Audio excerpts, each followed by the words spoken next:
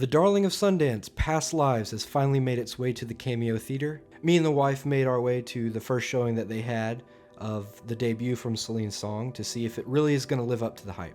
Past Lives is in a short list of great debuts we have seen over the past few years. It reminded me a lot of last year's Aftersun, not in tone or style or even story, but just the sheer mastery shown in a first feature. Past Lives follows the story of two childhood sweethearts as they reconnect at different points in their life, until they reach modern times and Hae-sung visits Nora in New York. During their time of separation, Nora is married to Arthur as they built a life together as writers in New York. It sets up what could be a perfectly soapy drama, but instead treats it with subtle nuance, which leads to some of the best moments on screen this year. Song and Kirchner's camera finds absolute magic in this film.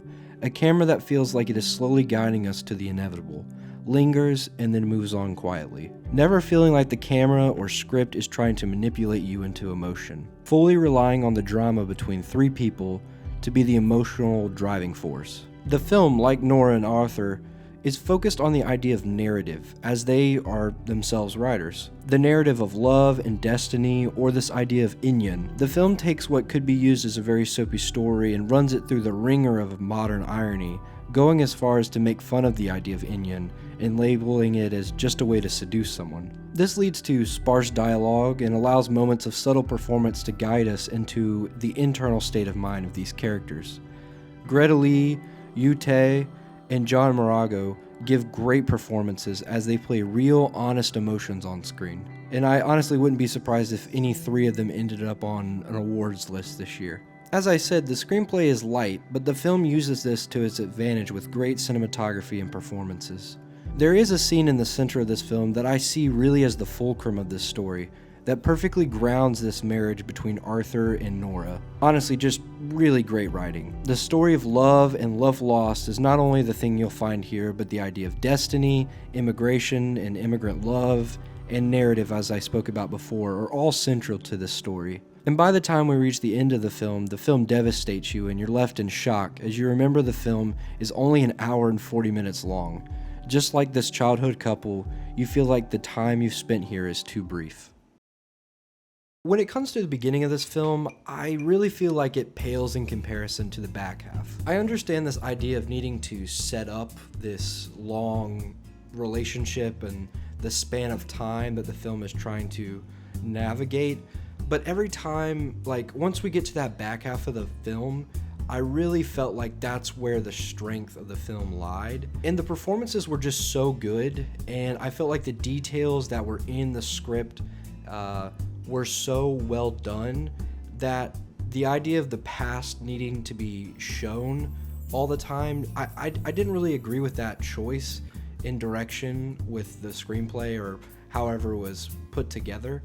I actually would have much preferred the film starting with Hae-sung arriving in New York and then there being slight moments of flashback to just moments or images of their past.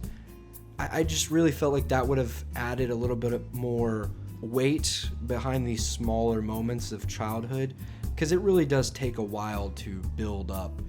And once you're in New York and they're walking together, I mean, it's just beautiful and it's amazing. And I love that section of the film so much. Though many will disagree with me wholeheartedly, and that's fine. That's just my take on the arrangement of the film, and it may work for you. It just didn't always work for me. But if you're in a mood for a bittersweet love affair, I would highly recommend this film. I think it is a capital G great movie, and I'd give it a solid 4 out of 5 stars. And if you enjoyed Past Lives, these are 3 films that I would recommend to you. In the build up to this film, a lot of people mentioned the film In the Mood for Love.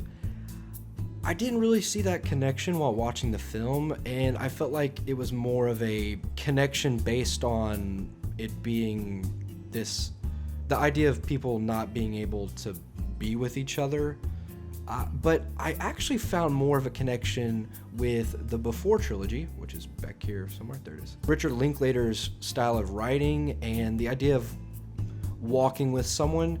Almost think of this film as Before Sunset, as people meet again after multiple years, felt this really intense love, and now they're reconnecting after years, but they have lives that they've led So that's the real connection I made. So I would watch the entire trilogy. It's an incredible trilogy, but in specifically like Before Sunset. And as I mentioned earlier in the video, I really recommend you watching Aftersun from Charlotte Wells last year.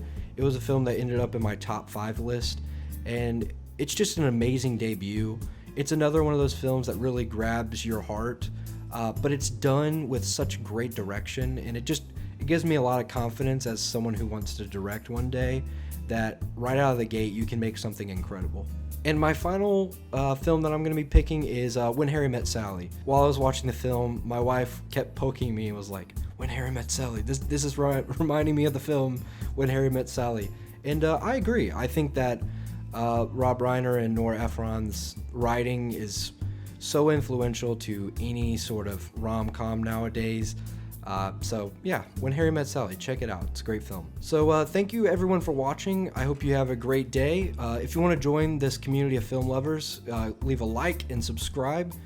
There's gonna be more stuff coming. We got some big films coming down the way.